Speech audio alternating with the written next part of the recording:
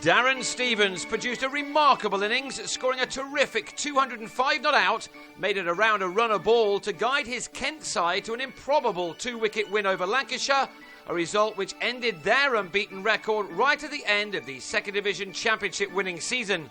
Kent had been set 418 to win from 106 overs and began the last day on 32 for 1, with Daniel Bell-Drummond out and Rob Key nursing a fractured thumb, and when Brendan Nash fell early to Kyle Jarvis, Kent looked out of it.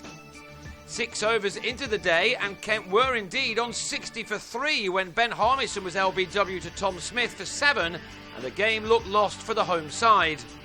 So with nothing to lose, Sam Northeast played some shots and he was able to record a sound half-century, which was made off 54 balls. It was an innings filled with shots of real quality, such as that cut which took him to his 50. At the age of 37, Stevens has had an outstanding season, especially with the bat, and this day was to turn out to be his crowning glory. Given licence to play some strokes, he showed his brute strength by cutting Luke Proctor over backward square for the first of his 3 sixes. In 17 overs, he added 82 runs with Northeast, who perished on 70 when he was given out LBW to Proctor, a wicket which would have filled Lancashire with confidence before they headed off for lunch.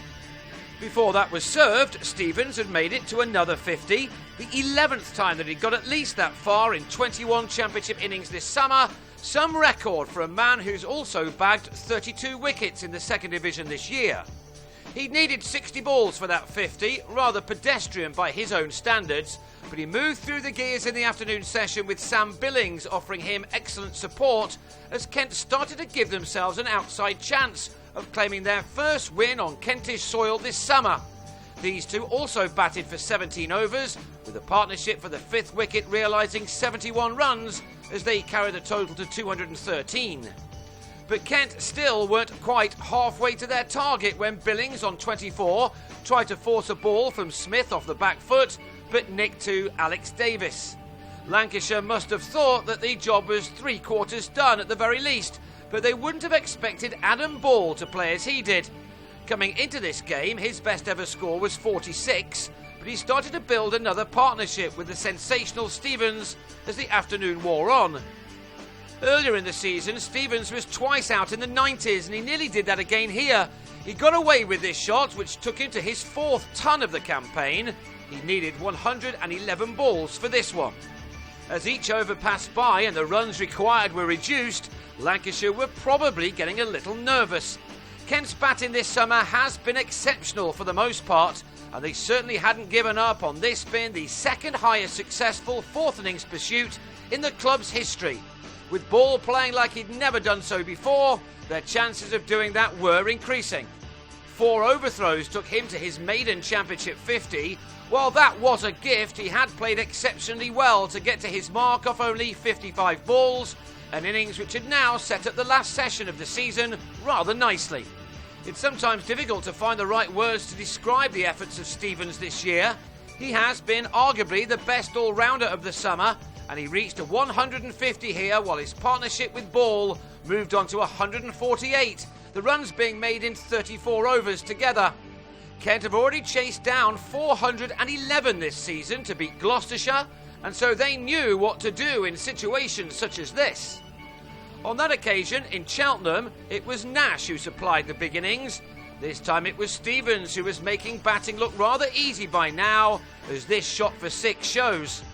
That was struck off the second new ball, which Lancashire were hoping would turn this game around, and it appeared to be doing so when Smith had Ball LBW for a superb 69.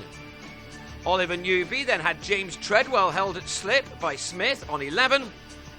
And when Mark Davis was legged before 3 balls later, Kent were on 389 for 8, needing a further 29 for a very dramatic win. Fractured thumb or no, Key now came out to help out Stevens, who now had to get the runs himself. He uppercut Jarvis for his 3rd maximum in what was becoming one of the great innings seen at this famous ground. Another cut then took him to an incredible double 100, which had come off 216 balls with 24s and 3 sixes included. He'd almost done it. And 2 balls later, he drove Newby for yet another boundary to take his side home by 2 wickets, and with 14 overs still left in the tank, Stevens finished on 205 from 218 balls, a knock which will live long in the memory. So Lancashire's undefeated record was broken. You would have got very good odds on that happening at the start of the day, and even better when Kent were on 60 for 3. Yet it was Kent who were the winners, a result which gave them 21 points, and one which will give them plenty to think about when next year's campaign begins. They may not be set too many targets again.